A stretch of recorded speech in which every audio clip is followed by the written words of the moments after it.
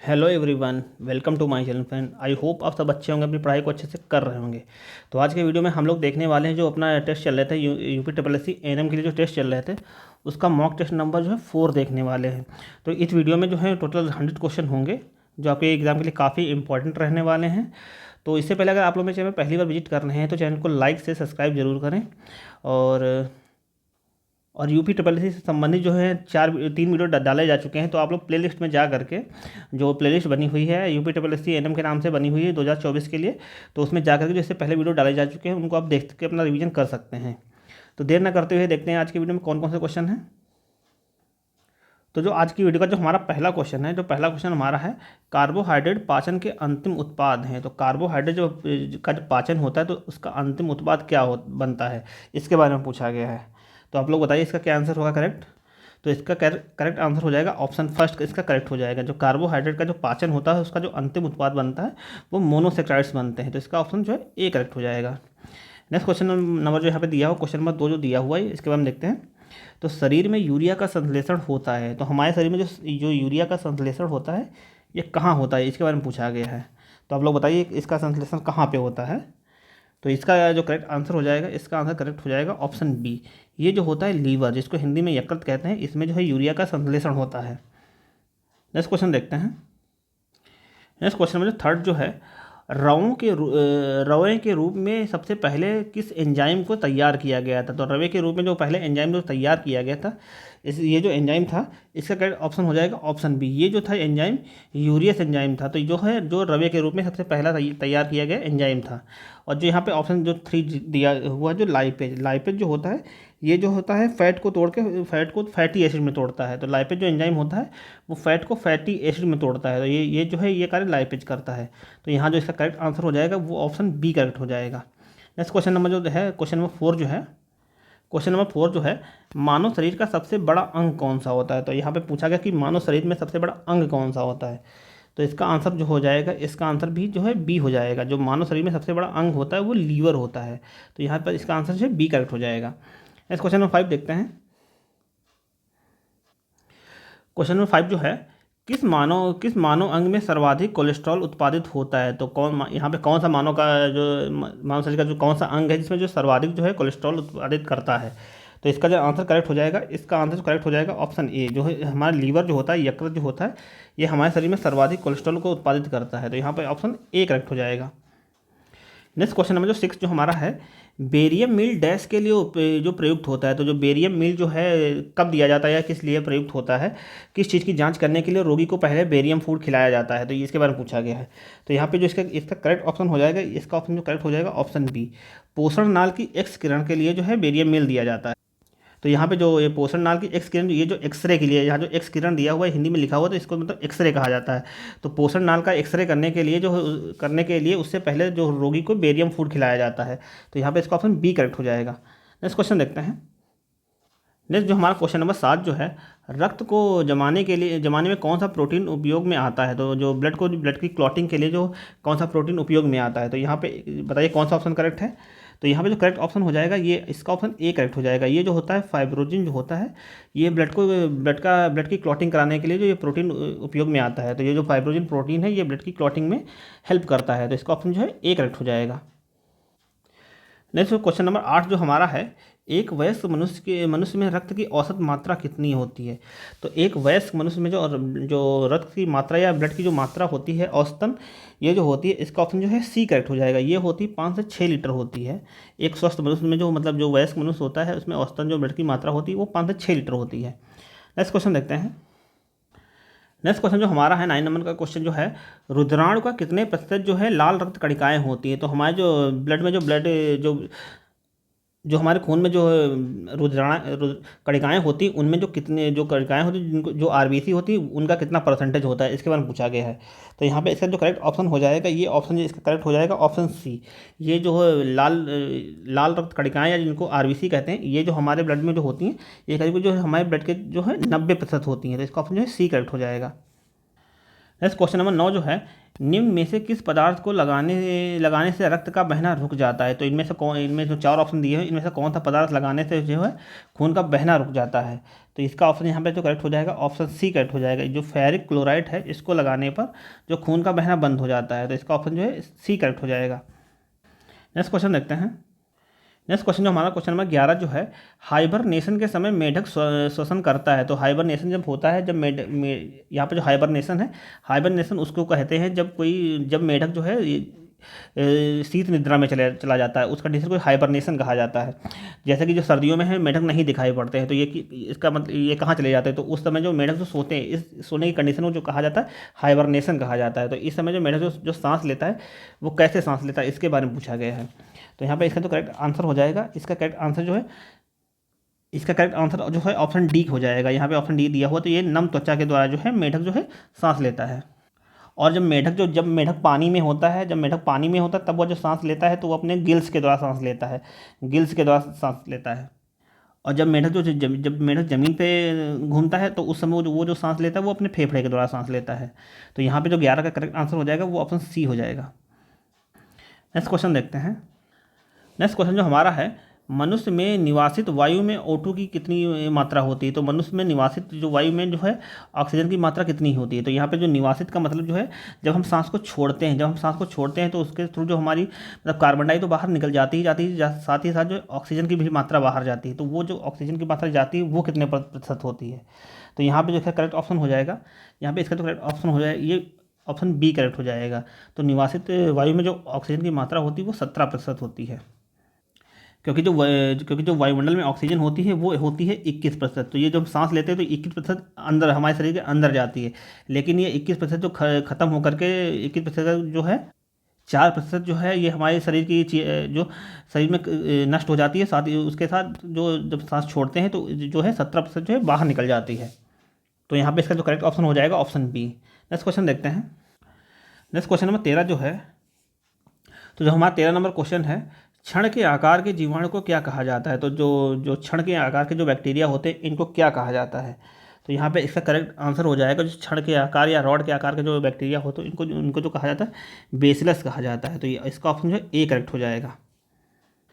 Next question जो हमारा है क्वेश्चन नंबर 14 जो है, जीवाणु विज्ञान में मार्स शब्द का अर्थ क्या है। तो यहाँ पे जो मार्स लिखा है, मार्स जो लिखा हुआ है, इस शब्द का क्या मतलब है, इसके बारे में पूछा गया है। तो यहाँ पे इसका करेक्ट ऑप्शन हो जाएगा, इसका करेक्ट ऑप्शन जो हमारा हो जाएगा ऑप्शन जो है डी करेक्ट हो जाएगा। ये जो यहाँ पे जो मार्स का जो एम फॉर जो है ये हो जाएगा मेथिसिलीन हो जाएगा, आर फॉर रेजिस्टेंट हो जाएगा, साथ ही साथ जो एस है स्टेफिलोकोकस हो जाएगा, और ए फॉर आयरिस। तो ये जो इसका जो फुल फॉर्म हो जाएगा, तो इसका ऑप्शन जो है डी करेक्ट हो जाएगा। नेक्स्ट क्वेश्चन देखते हैं। नेक्स्ट क्वेश्चन नंबर जो 15 हमारा है, बैक्टीरिया को विकसित और संख्या वृद्धि करने के लिए निम्नलिखित में से किसकी सहायता की ज़रूरत होती है।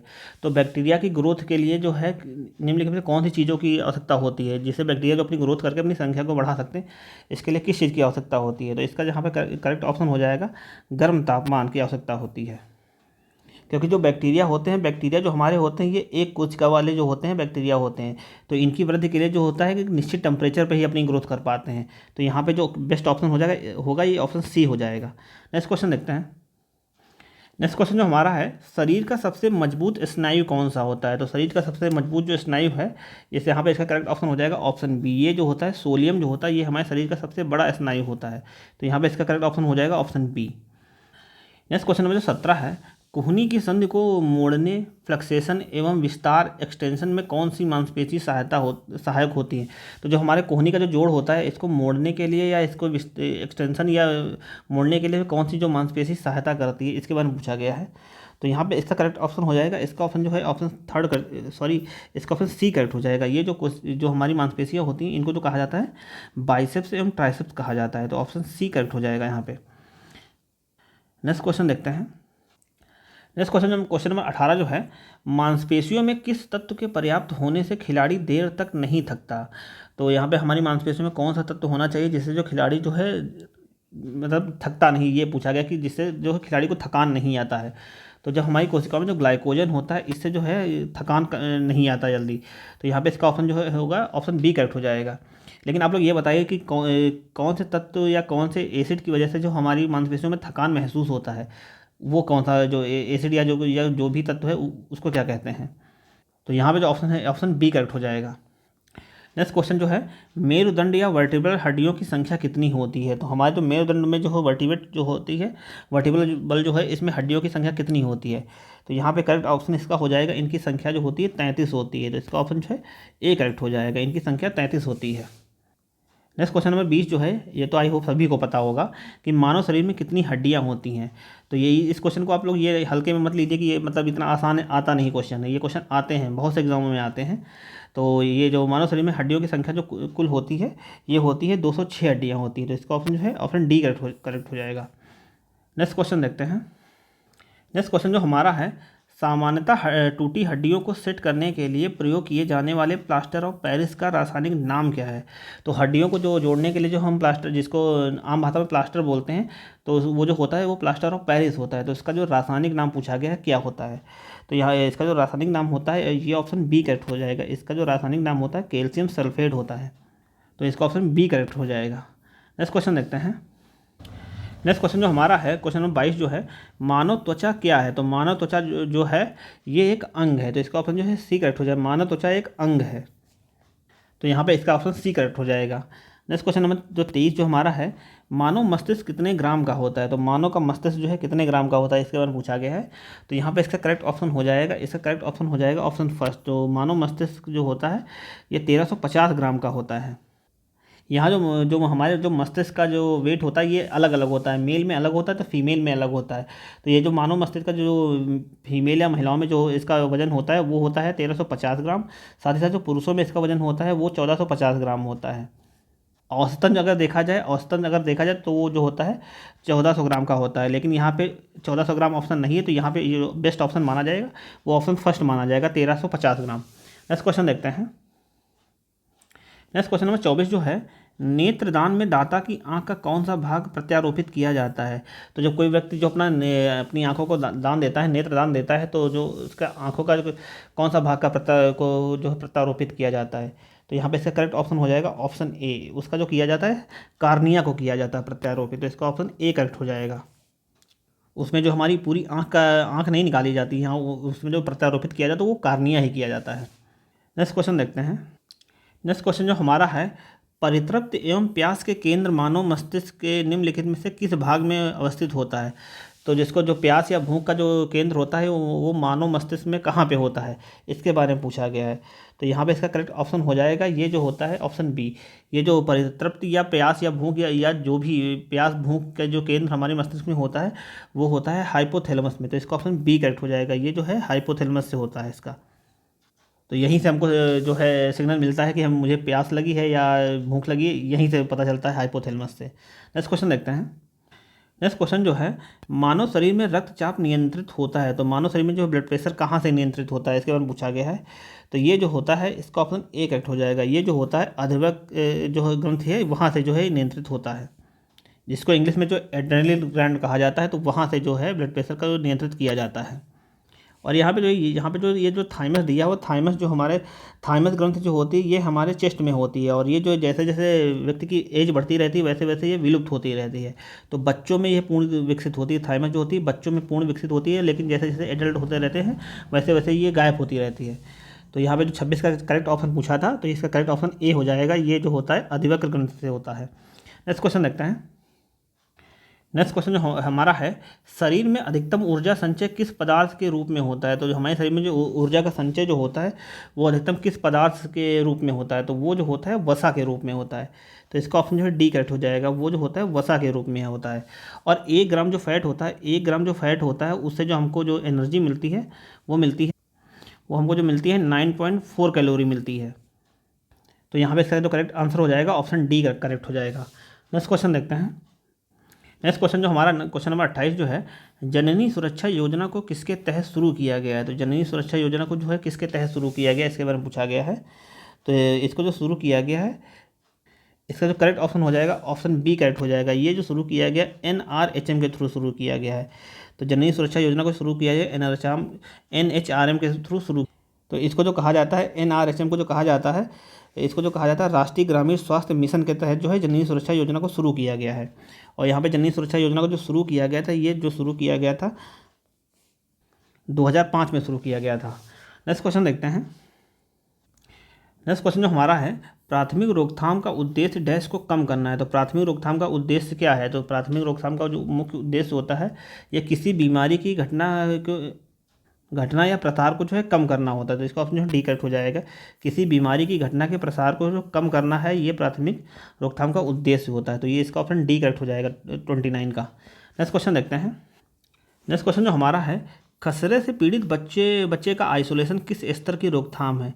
तो अगर खसरे से कोई बच्चा पीड़ित है तो उसका जो आइसोलेशन किया जाता है, वो जो रोकथाम है, ये प्राथमिक रोकथाम है। तो इसका ऑप्शन सी करेक्ट हो जाएगा। ये जो है होती है प्राथमिक रोकथाम होती है। तो यहाँ पे इसका ऑप्शन जो है सी करेक्ट हो जाएगा। नेक्स्ट क्वेश्चन देखते हैं। क्वेश्चन नंबर 31 देखते हैं। तो 39 जो क्वेश्चन है, नई स्टॉप टीबी रणनीति क्या है? तो नई स्टॉप टीबी रणनीति जो है ये क्या है? तो ये जो है इसका ऑप्शन जो है करेक्ट हो जाएगा सी। ये जो है डॉट्स है। तो जो डॉट शब्द का उपयोग जो किया जाता है प्रत्यक्ष प्रेक्षित थेरेपी के लिए किया जाता है। और ये इसका जो संबंध है नई स्टॉप टीबी रणनीति से जो है डॉट्स का संबंध है। तो जो यहाँ पे डॉट्स है, तो डॉट्स को जो इंग्लिश में कहा जाता है इसका फुल फॉर्म होता है, तो इसका जो फुल फॉर्म होता है direct observe therapy short course जो है डॉट्स का फुल फॉर्म होता है। तो ये जो है रणनीति है, ये टीबी से संबंधित है, टीबी बीमारी से संबंधित है। नेक्स्ट क्वेश्चन देखते हैं। नेक्स्ट क्वेश्चन जो है यहाँ पे नेक्स्ट क्वेश्चन जो हमारा 32 है, WHO ORS पैकेट में इनमें से किस तत्व को छोड़कर सभी खनिज तत्व विद्यमान होते हैं? तो यहाँ पे पूछा गया कि WHO ORS में कौन सा तत्व नहीं होता है? तो यहाँ पे जो नहीं होता है ये कैल्शियम कार्बोनेट नहीं होता है। तो इसका ऑप्शन डी करेक्ट हो जाएगा। कैल्शियम कार्बोनेट को छोड़ के जो है सभी तत्व मौजूद होते हैं। जैसे यहाँ पे सोडियम क्लोराइड ये भी मौजूद होता है, पोटेशियम क्लोराइड, सोडियम बाइकार्बोनेट, ये सारा जो है WHO ORS के पैकेट में विद्यमान होता है। तो यहाँ पे जो नहीं होता वो कैल्शियम कार्बोनेट नहीं होता है। नेक्स्ट क्वेश्चन देखते हैं। नेक्स्ट क्वेश्चन जो है, प्राथमिक स्वास्थ्य केंद्र PSC के तहत आने वाले क्षेत्रों में मिडवाइफों की तैनाती प्रभावित होती है। तो जो प्राथमिक स्वास्थ्य केंद्र के अंतर्गत PSC के अंतर्गत जो मिडवाइफ होती है, इनकी तैनाती की जो है प्रभावित होती है। कैसे प्रभावित की जाती है कि कहाँ पे किसको तैनात करना है या कि कितनी संख्या में जो मिडवाइफ को तैनात करना है, ये किससे प्रभावित होती है? तो ये जो प्रभावित होती है इसका ऑप्शन ए करेक्ट हो जाएगा। उस क्षेत्र में व्याप्त शिशु जन्म दर से जो है इनका संबंध होता है। तो जिस क्षेत्र में जो शिशुओं की जन्म दर ज़्यादा होती है तो वहाँ में मिडवाइफों की तैनाती अधिक की जाती है, ज़्यादा संख्या में तैनात किया जाता है। तो इसका ऑप्शन जो ए करेक्ट हो जाएगा। तो इसके बारे में आप लोग बताइए, क्या ये सही है कि मतलब जैसे कि जो आंसर जो इसका है, तो इसका आंसर तो यही है, यही माना जाता है। लेकिन आप लोग ये बताइए क्या इस तरीके से आप लोगों का मतलब आप लोगों का सिलेक्शन किया जाता है? जो लोग संविदा पे कार्य कर रहे होंगे तो वो लोग बता सकते हैं क्या उनका जो शिशु जन्म दर के अनुसार जो उनके क्षेत्र डिवाइड किए जाते हैं या रैंडमली डिवाइड किए जाते हैं कि कहाँ पर कितने लोगों को जो है ड्यूटी करनी है? नेक्स्ट क्वेश्चन देखते हैं। नेक्स्ट क्वेश्चन जो है, निम्नलिखित में से कौन सी अंतर्राष्ट्रीय संस्था भारत में मातृ एवं शिशु स्वास्थ्य कल्याण से सबसे अधिक योगदान करती है? तो यहाँ पे जो है वो जो करती है वो यूनिसेफ करती है। तो इसका ऑप्शन जो है बी करेक्ट हो जाएगा। यूनिसेफ जो है भारत में जो है शिशु और मातृ कल्याण के लिए जो है अधिक योगदान करती है। तो यहाँ पे करेक्ट ऑप्शन हो जाएगा यूनिसेफ। नेक्स्ट क्वेश्चन देखते हैं। नेक्स्ट क्वेश्चन जो है, माध्यमिक रोकथाम का उद्देश्य डैश को कम करना है। तो माध्यमिक रोकथाम का उद्देश्य जो होता है ये किस चीज़ को कम करना होता है? तो उसको व्यापकता या उस रोग के प्रसार को कम करने का उद्देश्य होता है। जो माध्यमिक रोकथाम होती है वो किसी रोग के जो है प्रसार को कम करने का प्रयास करता है। तो यहाँ पे इसका करेक्ट ऑप्शन हो जाएगा, ऑप्शन बी करेक्ट हो जाएगा। नेक्स्ट क्वेश्चन देखते हैं। नेक्स्ट क्वेश्चन जो है, स्मार्ट संक्षिप्त रूप के अनुसार परियोजना प्रबंधन, कर्मचारी प्रदर्शन प्रबंधन और व्यक्तिगत विकास आदि में उदाहरण के लिए कौन से उद्देश्यों को परिभाषित किया गया है? तो ये जो स्मार्ट शब्द है इसके रूप में किसको जो है संदर्भित किया गया, इसके बारे में पूछा गया है। तो यहाँ पे जो करेक्ट इसका ऑप्शन हो जाएगा, ऑप्शन डी करेक्ट हो जाएगा। ये जो होता है विशिष्ट, मापनीय, प्राप्य, यथार्थवादी और सामयिक जो है, ये जो है स्मार्ट का संक्षिप्त रूप है। तो ये जो है उसमें परिभाषित किया गया। तो इसका ऑप्शन जो है ऑप्शन डी करेक्ट हो जाएगा। नेक्स्ट क्वेश्चन देखते हैं। नेक्स्ट क्वेश्चन जो हमारा है क्वेश्चन नंबर 37 जो है, भारत में मृत्यु पंजीकरण कितने दिनों के भीतर किया जाता है? तो भारत में जो है मृत्यु पंजीकरण जो है कितने दिनों में हो जाना चाहिए? तो इसका जो करेक्ट आंसर है इसका ऑप्शन जो है बी करेक्ट हो जाएगा। ये जो है 21 दिनों के अंदर जो है इसका जो पंजीकरण किया जाना चाहिए। तो यहाँ पे ऑप्शन बी करेक्ट हो जाएगा। नेक्स्ट क्वेश्चन देखते हैं।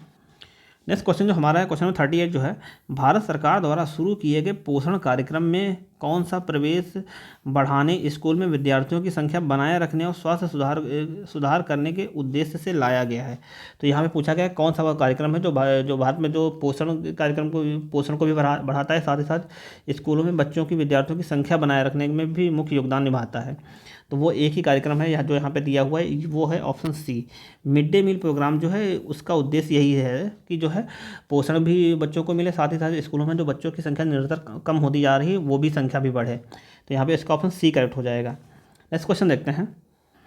नेक्स्ट क्वेश्चन जो है, क्वेश्चन नंबर 39 जो है, फैमिली प्लानिंग परिवार नियोजन का परमानेंट मेथड कौन सा है। तो जो फैमिली प्लानिंग या परिवार नियोजन का जो परमानेंट सोल्यूशन यहाँ पूछा गया है वो कौन सा है। तो इसका ऑप्शन जो है इसका डी करेक्ट हो जाएगा। ये जो होता है ट्यूबेक्टोमी या वैसेक्टोमी जो है, ये जो है परिवार नियोजन का जो है परमानेंट सोल्यूशन है। तो इसका ऑप्शन जो है डी करेक्ट हो जाएगा। तो यहाँ पे जो ये जो ट्यूबेक्टोमी जो दिया हुआ ये जो होता है ये फीमेल में किया जाता है, साथ ही साथ जो वैसेक्टोमी होता है ये जो होता है मेल में किया जाता है। तो ये जो है फैमिली प्लानिंग के लिए जो परमानेंट सोल्यूशन है। नेक्स्ट क्वेश्चन देखते हैं। नेक्स्ट क्वेश्चन नंबर 40 जो हमारा है, जीवन क्षमता की अवधि के बाद या बच्चे के जन्म से पूर्व जननांग पथ से या उसमें हुए रक्तस्राव को क्या कहा जाता है। तो उसको जो कहा जाता है, आप लोग बताइए क्या कहा जाता है। तो यहाँ पे उसका करेक्ट ऑप्शन हो जाएगा ऑप्शन ए। इसको जो कहा जाता है एंटीपार्टम हेमरेज कहा जाता है। तो ये कहा जाता है, इसका ऑप्शन ए करेक्ट हो जाएगा। नेक्स्ट क्वेश्चन देखते हैं। नेक्स्ट क्वेश्चन जो हमारा 41 है, प्रसव पीड़ा के पहले चरण की नैदानिक विशेषताओं में शामिल हैं सिवाय। तो यहाँ पे जो प्रसव पीड़ा की जो नैदानिक चरण में जो विशेषताओं में जो शामिल है या कौन सा शामिल नहीं, ये पूछा गया क्योंकि ये सिवाय जो है इस पर आप लोग फोकस करिए, क्योंकि ये क्वेश्चन आता क्वेश्चन आपका गलत कर देगा। तो इसमें से कौन सा शामिल नहीं है ये पूछा गया है। तो जो 41 का जो करेक्ट ऑप्शन हो जाएगा ये ऑप्शन डी करेक्ट हो जाएगा। ये हो जाएगा योनि रक्तस्राव का तेज बहाव, जो ये इसमें शामिल नहीं है। नेक्स्ट क्वेश्चन देखते हैं। तो यहाँ पे जो ये जो ऑप्शन ए जो है ये भी शामिल होता है, साथ ही जो हर 3 से 5 मिनट में जो संकुचन ये भी शामिल होता है, उपस्थित भाग का न्यूनतम अवरोहण ये भी शामिल होता है। तो ये जो ऑप्शन डी इसमें शामिल नहीं होता है, तो यही पूछा गया है। नेक्स्ट क्वेश्चन देखते हैं। नेक्स्ट क्वेश्चन जो हमारा है, निम्नलिखित में से किसका निर्माण हमारे शरीर में नहीं होता। तो हमारे शरीर में कोई किस चीज़ का निर्माण नहीं होता है वो पूछा गया है। तो यहाँ पे जो निर्माण नहीं होता है वो विटामिन ए का जो है हमारे शरीर के अंदर निर्माण नहीं होता है। तो ऑप्शन ए करेक्ट हो जाएगा। नेक्स्ट क्वेश्चन देखते हैं। नेक्स्ट क्वेश्चन नंबर 44 जो है, एक बच्चे को ब्रॉन्ज बेबी सिंड्रोम के लिए देखना चाहिए जब उसमें मिल रहे हों। तो किस चीज़ के जो क्या मिल रहा हो जो देखना चाहिए। तो जब किसी बच्चे को जो है फोटोथेरेपी दी जाती है तब देखना चाहिए कि बच्चों में ब्रॉन्ज बेबी सिंड्रोम तो नहीं हो रहा है। तो इसका ऑप्शन जो सी करेक्ट हो जाएगा। ये इसका ऑप्शन जो है फोटोथेरेपी हो जाएगा।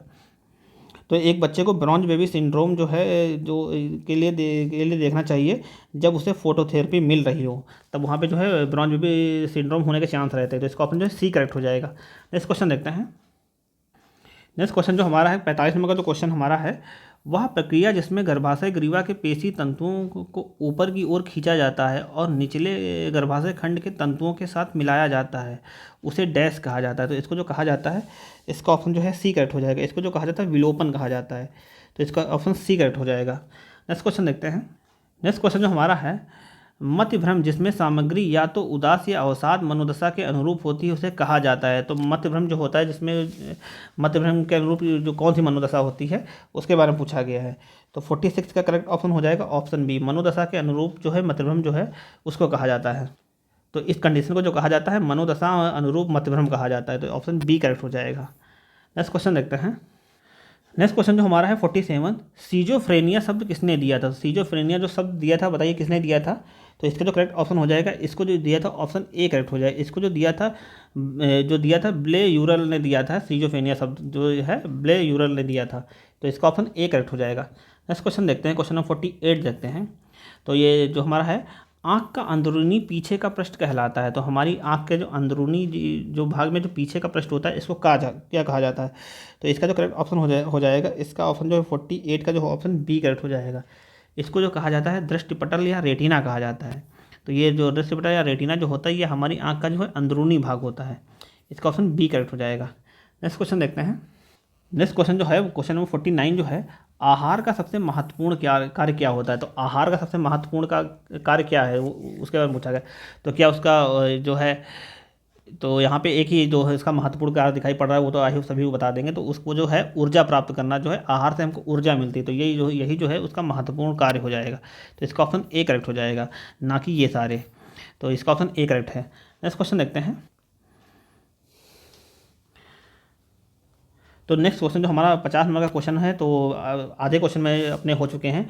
तो आप लोगों से कहना यही है, अगर आप लोगों को वीडियो अच्छा लग रहा हो तो वीडियो को लाइक शेयर सब्सक्राइब जरूर करें चैनल को।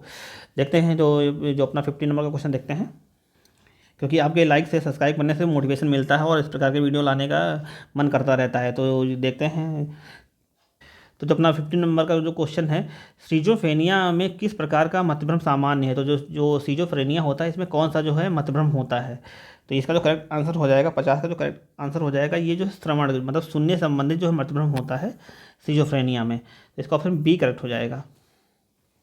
तो जो सीजोफ्रेनिया होता है, इसमें जो होता है व्यक्ति को एक से अधिक आवाज़ें एक टाइम पे सुनाई पड़ती है। तो ये जो मतभ्रम है, ये सुनने से संबंधित है। नेक्स्ट क्वेश्चन देखते हैं। नेक्स्ट क्वेश्चन जो हमारा है, चिंता के रोगी में कौन सा लक्षण नहीं देखा जाता है। तो चिंता से संबंधित मतलब जो रोगी मतलब डिप्रेशन में होता है, जो टेंशन में होता है, चिंता से ग्रसित होता है, तो उसमें से उस रोगी में कौन सा लक्षण नहीं देखा जाता है। तो यहाँ पे इसका जो करेक्ट ऑप्शन हो जाएगा, उसमें जो है मत भ्रम नहीं देखा जाता है। तो जो रोगी चिंता से ग्रसित होता है, उसकी जो मत नहीं भ्रमित होती है। तो इसका ऑप्शन ए करेक्ट हो जाएगा।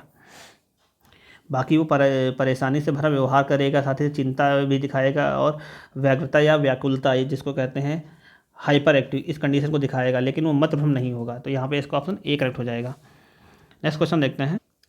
नेक्स्ट क्वेश्चन जो हमारा है, कम समय के लिए चेतना और अनुभूति में हानि को क्या कहा जाता है। तो कम समय के लिए चेतना या अनुभूति में जो लॉस होता है या हानि होती है, उसको जो कहा जाता है प्रलाप कहा जाता है। इसका ऑप्शन ए करेक्ट हो जाएगा, उसको जो कहा जाता है प्रलाप कहा जाएगा। नेक्स्ट क्वेश्चन नंबर 53 देखते हैं। निम्न में से किसका संबंध वक्र या अर्थ अव्यवस्था के साथ होता है। तो हमारी किडनी की अव्यवस्था के साथ किसका संबंध है, तो उसके बारे में पूछा गया है। तो जब हमारी किडनी जो है, हमारी जो किडनी होती जो प्रॉपर फंक्शन नहीं करती, तो उस प्रॉब्लम के लिए कौन सा शब्द कहा जाता है, इसके बारे में पूछा गया है। तो उसका संबंध जो होता है, इसका ऑप्शन जो है ऑप्शन बी करेक्ट हो जाएगा। इसको कहा जाता है अपोहन, या इसको डायलिसिस कहा जाता है। तो जो हमारी किडनी की अव्यवस्था के लिए जो शब्द है, वो है डायलिसिस। नेक्स्ट क्वेश्चन देखते हैं। नेक्स्ट क्वेश्चन जो है, मनुष्य के गुर्दे के निस्पंदन की इकाई को क्या कहा जाता है। तो हमारा जो किडनी होता है, किडनी के निस्पंदन की इकाई को क्या कहा जाता है।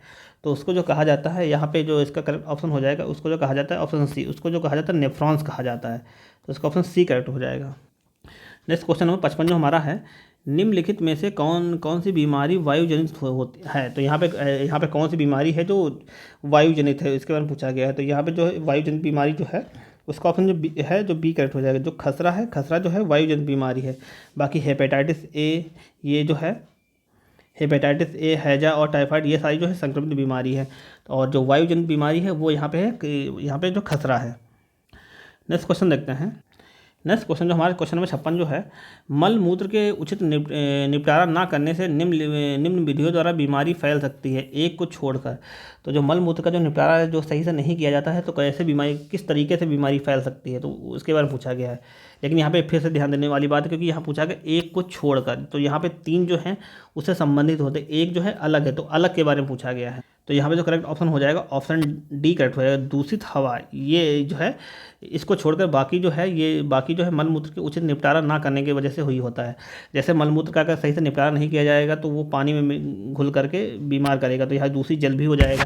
साथ ही साथ जो है हमारे खाद्य पदार्थों में भी वो पहुँच सकता है। साथ ही साथ जो मिट्टी है, वो भी दूषित हो जाएगी। लेकिन यहाँ पे जो इनडायरेक्टली हवा भी दूषित होगी, लेकिन यहाँ पे जो माना गया है करेक्ट आंसर, वो ऑप्शन डी माना गया है। तो दूषित हवा को छोड़कर जो है बाकी जो तरीके से बीमारी फैल सकती है। नेक्स्ट क्वेश्चन देखते हैं। नेक्स्ट क्वेश्चन नंबर 57 जो है, पानी में निम्नलिखित की अधिकता से त्वचा का पिगमेंटेशन मेलानोसिस एवं बहुत ज़्यादा केराटोसिस हो जाता है। तो इसको क्या कहा जाता है। तो इसका जो करेक्ट आंसर हो जाएगा, जो पानी में जो किस चीज़ की अधिकता के कारण ये होता है, तो ये जो होता है पानी में आर्सेनिक की अधिकता की वजह से होता है। तो इसका ऑप्शन जो है सी करेक्ट हो जाएगा। नेक्स्ट क्वेश्चन देखते हैं। नेक्स्ट क्वेश्चन देखते हैं 58, वेल रोग डैश के संपर्क में आने से फैलता है। तो वेल रोग जो है किसके संपर्क में आने से फैलता है।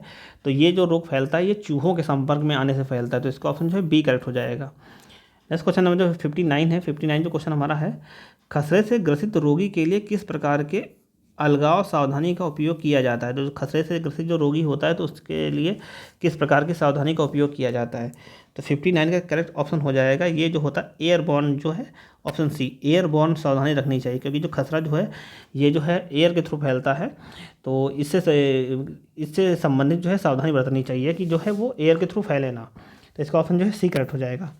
नेक्स्ट क्वेश्चन देखते हैं 5 साल से कम उम्र के बच्चों में मौत का सबसे आम कारण कौन सा होता है? तो 5 साल से कम उम्र के बच्चों में जो है डेथ के लिए सबसे जो आम कारण माना गया है वो माना गया है ऑप्शन डी, ये माना गया है पूर्व परिपक्वता या प्री मैच्योर जो है डेथ, ये माना गया है। तो इसका ऑप्शन जो है डी करेक्ट हो जाएगा। तो यहाँ पे ये जो माना गया है ये कारण जो माना गया है ये करीब 18% जो है ये कारण माना गया है, 18% ये कारण माना गया है। साथ ही साथ जो यहाँ पे डायरिया जो है ये 8% कारण माना गया। 8% जो बच्चों की मृत्यु जो हो जाती है 5 साल से पहले वो होती है डायरिया की वजह से। साथ ही साथ जो यहाँ पे माना गया है खसरा जो माना गया है ये 5% माना गया है, 5% खसरे की वजह से मृत्यु हो सकती है ये माना गया है। बाकी दुर्घटना अगर कोई कैजुअलिटी होती है तो उससे भी मृत्यु हो सकती है, लेकिन यहाँ पे जो करेक्ट माना गया है वो ऑप्शन डी माना गया है। नेक्स्ट क्वेश्चन देखते हैं। नेक्स्ट क्वेश्चन जो है तीव्र रोध गलन में नेक्स्ट क्वेश्चन 61 जो है तीव्र रोध गलन में दर्द की दवा का विकल्प क्या होता है? तो जो तीव्र रोध गलन होता है इसमें जो दर्द की दवा का विकल्प जो माना जाता है इसका ऑप्शन जो करेक्ट हो जाएगा इसका ऑप्शन डी करेक्ट। ये जो मार्फिन सल्फेट है ये जो है दवा के विकल्प के रूप में प्रयोग किया जाता है, तो इसका ऑप्शन जो डी करेक्ट हो जाएगा। नेक्स्ट क्वेश्चन जो है गर्भावस्था में कौन सी दवा नहीं दी जाती? तो गर्भावस्था में कौन सी दवा नहीं दी जाती है? तो इसका करेक्ट यहाँ पे आंसर हो जाएगा ये ऑप्शन ए करेक्ट हो जाएगा। ये जो होती है ACE इनहिबिटर्स जो होती है ये दवाएं नहीं दी जाती, क्योंकि ये जो दवाई होती हैं ये दवाइयाँ जो होती हैं एंटी हाइपरटेंसिव जो होती दवाइयाँ होती हैं तो इनको नहीं दिया जाता है प्रेगनेंसी के दौरान, तो इसका ऑप्शन ए करेक्ट हो जाएगा। नेक्स्ट क्वेश्चन देखते हैं। नेक्स्ट क्वेश्चन 63 जो है ऑक्सीटोसिन का संश्लेषण कहाँ होता है? तो ऑक्सीटोसिन का जो संश्लेषण होता है ये कहाँ पे होता है? तो इसका करेक्ट ऑप्शन हो जाएगा इसका ऑप्शन ए करेक्ट हो जाएगा। इसका जो संश्लेषण होता है ये हाइपोथैलेमस एवं पैरावेंट्रिकुलर नाभिक में होता है जो ऑक्सीटोसिन का संश्लेषण, तो इसका ऑप्शन ए करेक्ट हो जाएगा। नेक्स्ट क्वेश्चन नंबर जो 64 क्वेश्चन जो है युवाओं में विटामिन डी की कमी से क्या होता है? तो जो युवाओं में विटामिन डी की कमी से जो होता है ये क्या होता है? तो इसका ऑप्शन जो है ऑप्शन डी करेक्ट हो जाएगा। ये जो होता है अस्थिमज्जरता जो है जिसको बोला जाता है ये होता है। तो इससे जो हमारी हड्डियाँ जो है हड्डियाँ कमज़ोर हो जाती है विटामिन डी की कमी से, तो इसी को जो बोला जाता है अस्थिमज्जरता या ऑस्टियोमाइलिसिस बोलते हैं इसको, तो इसका ऑप्शन जो है डी करेक्ट हो जाएगा। नेक्स्ट क्वेश्चन देखते हैं। नेक्स्ट क्वेश्चन जो हमारा 65 है निम्न खाद्य वर्ग में मुख्य खाद्य वर्ग में कौन आता है? तो जो यहाँ पे जो कुछ फसलें दी गई हैं तो इनमें से कौन सी फसल है जो मुख्य खाद्य वर्ग में आती हैं? तो इसका ऑप्शन जो है ऑप्शन बी करेक्ट हो जाएगा। ये जो है गेहूँ व मोटे अनाज जो है ये खाद्य वर्ग में आते हैं, तो इसका ऑप्शन जो है बी करेक्ट हो जाएगा। नेक्स्ट क्वेश्चन देखते हैं।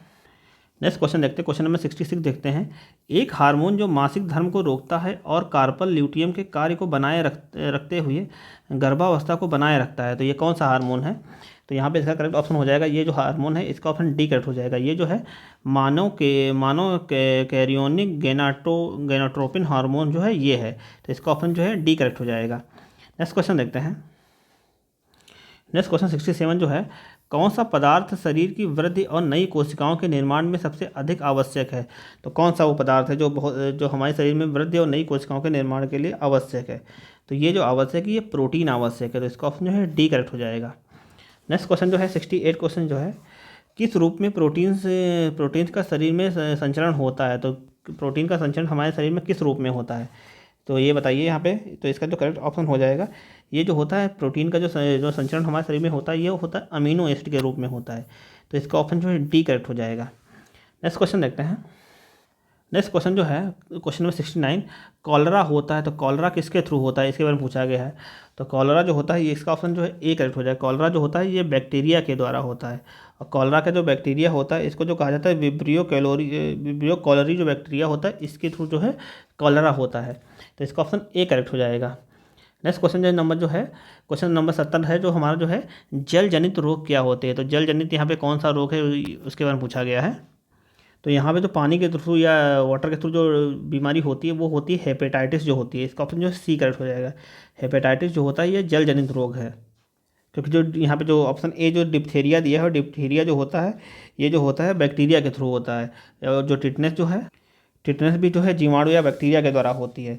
और यहाँ पे जो मलेरिया है, मलेरिया जो होता है ये प्रोटोजोआ के थ्रू होता है। तो यहाँ पे एक ही ऑप्शन है जो है वो हेपेटाइटिस, हेपेटाइटिस जो होता है जल जनित रोग है। नेक्स्ट क्वेश्चन देखते हैं।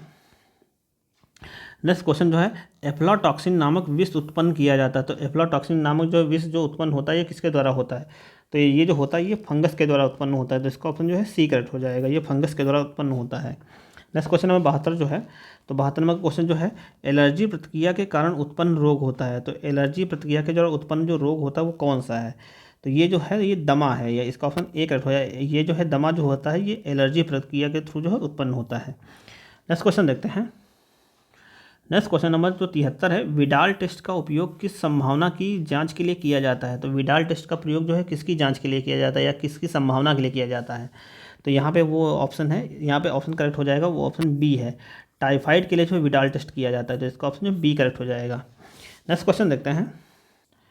नेक्स्ट क्वेश्चन जो है, रंग अंध व्यक्ति इनमें से किस रंग का भेद नहीं कर पाता है? तो जो कलर ब्लाइंड व्यक्ति होता है इनमें से कौन से रंगों का भेद नहीं कर पाता है, कि उनको अलग अलग नहीं कर पाता है?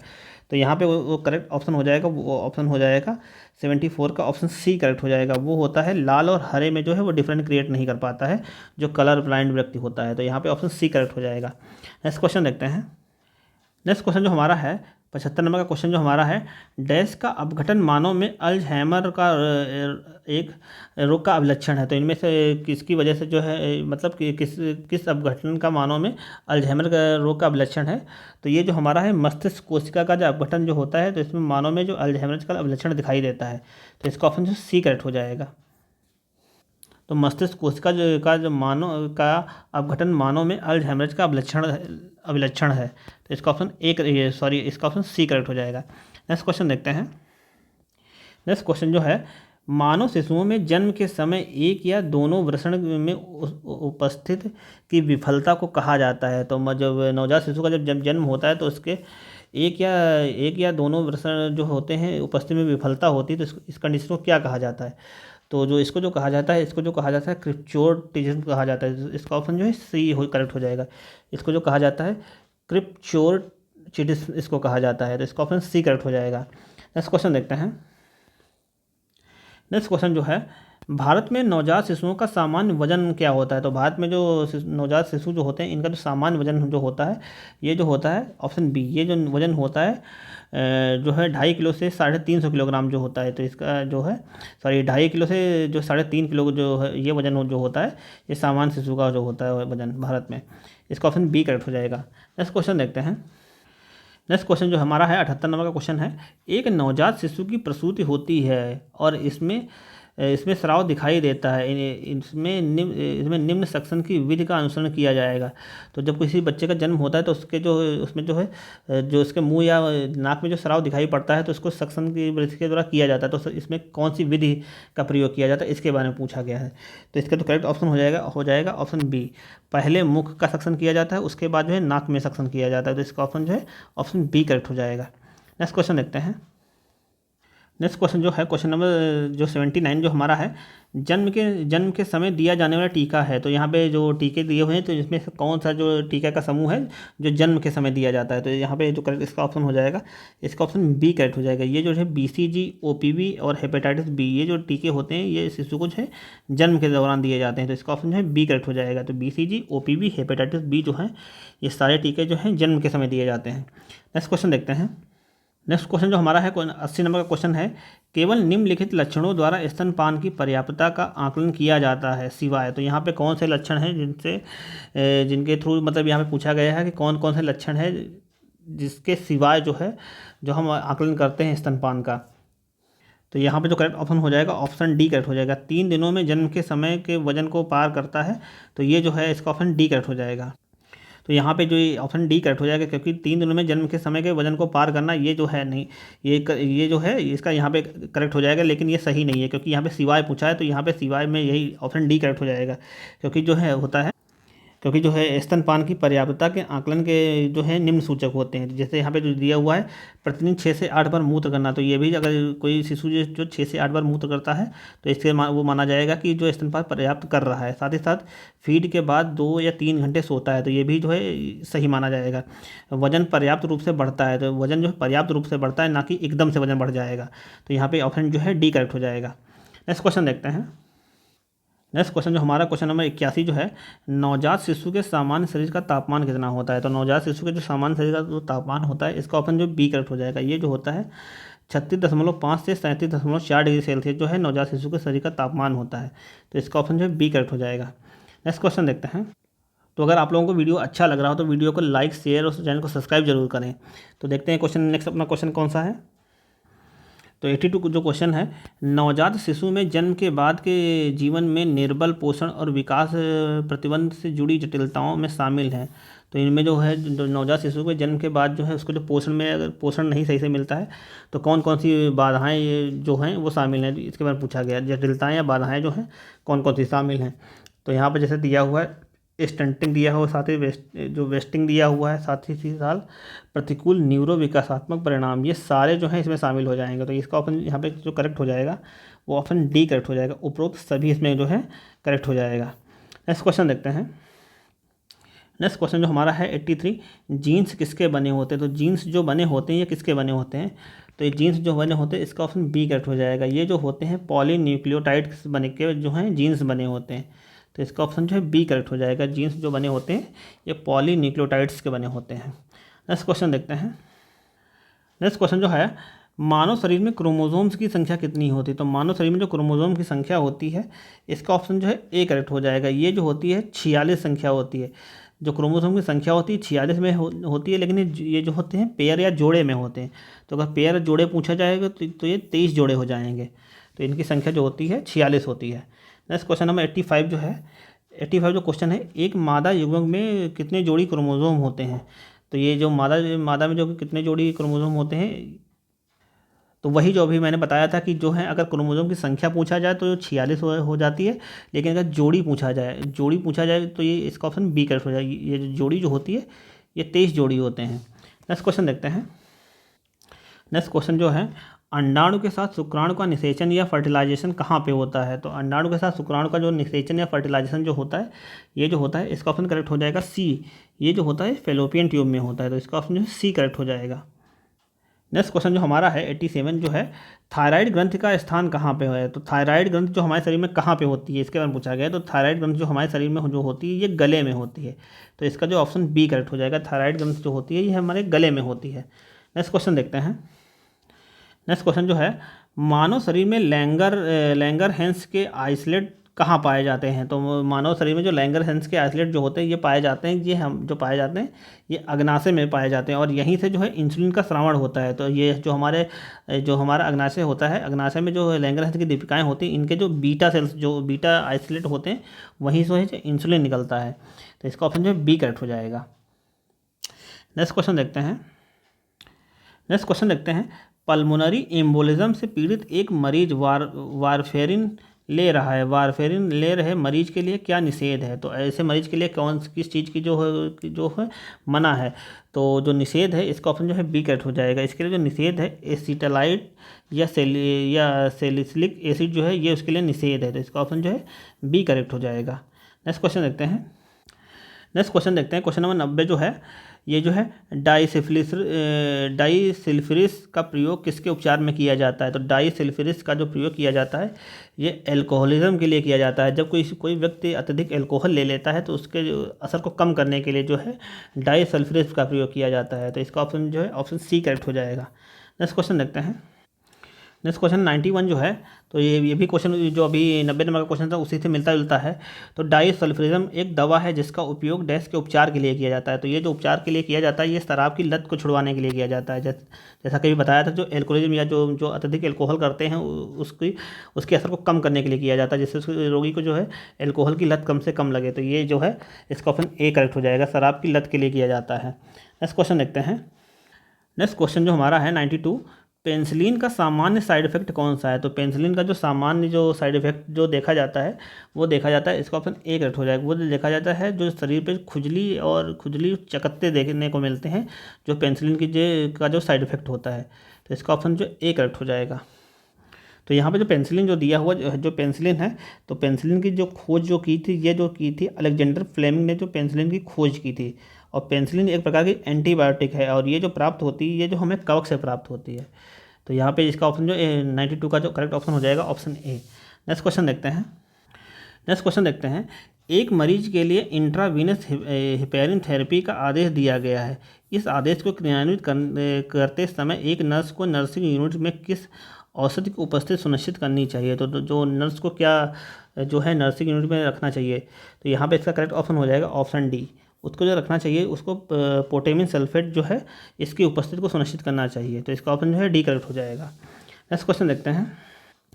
नेक्स्ट क्वेश्चन जो हमारा है 94, डिजॉक्सिन विषाक्तता का सामान्य लक्षण या प्रथम लक्षण क्या है? तो डिजॉक्सिन विषाक्तता का जो सामान्यतः प्रथम लक्षण जो है ये है भूख में कमी। तो इसका ऑप्शन जो सी करेक्ट हो जाएगा। तो डिजॉक्सिन विषाक्तता में जो सामान्य लक्षण दिखाई देते हैं ये भूख की कमी के दिखाई देते हैं। नेक्स्ट क्वेश्चन देखते हैं। नेक्स्ट क्वेश्चन जो है क्वेश्चन नंबर 95 जो है इम्यूनोसप्रेसिव औषधियों के मुख्य साइड इफेक्ट में निम्नलिखित में से किसके अतिरिक्त सभी शामिल हैं? तो इसमें से कौन सा जो है नहीं शामिल है इसके बारे में पूछा गया है। तो यहाँ पे जो इसका करेक्ट ऑप्शन हो जाएगा 95 का, वो ऑप्शन जो है ऑप्शन बी करेक्ट हो जाएगा। ये जो सम्मिलित है श्वेत रक्त कोशिकाओं की संख्या में वृद्धि जो है ये शामिल है। तो इसका ऑप्शन जो है ऑप्शन बी करेक्ट हो जाएगा। नेक्स्ट क्वेश्चन देखते हैं। नेक्स्ट क्वेश्चन जो नंबर जो है 96 जो है मैलिग्नेंट हाइपरटेंशन के उपचार के लिए पसंदीदा औषधि कौन सी है? तो मैलिग्नेंट हाइपरटेंशन के लिए जो पसंदीदा जो है मेडिसिन है वो है नाइट्रोप्रोसाइड जो है, ये मेडिसिन जो है ये पसंदीदा है औषधि है। तो इसका ऑप्शन जो ए करेक्ट हो जाएगा।